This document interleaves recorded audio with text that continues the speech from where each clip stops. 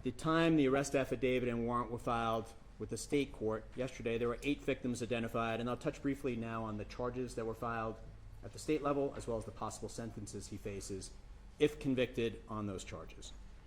So there were 16 counts of attempted murder in the first degree. 8 of those counts are for attempted murder with intent and after deliberation.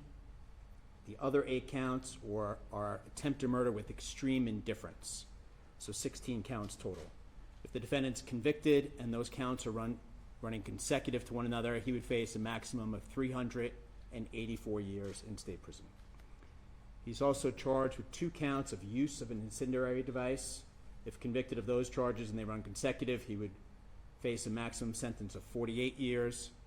He's also charged with 16 other counts of attempted use of an incendiary device. And again, if convicted and if they run consecutive, the maximum on those counts would be 192 years.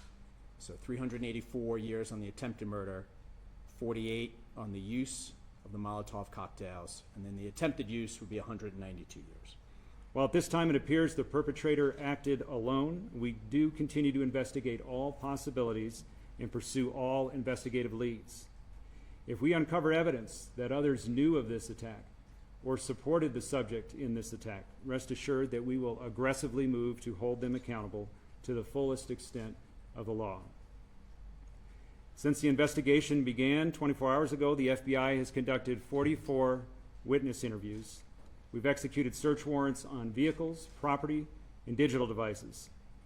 We've deployed our full evidence response team both to Boulder at the main crime scene and the execution of a search warrant at a residence tied to the subject in Colorado Springs.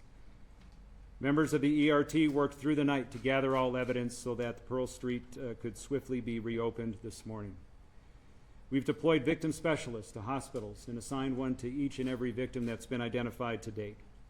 We've set up a digital media tip line. We've deployed a mobile command post for information sharing and evidence control, and we continue to canvass for witnesses, additional victims, and camera footage.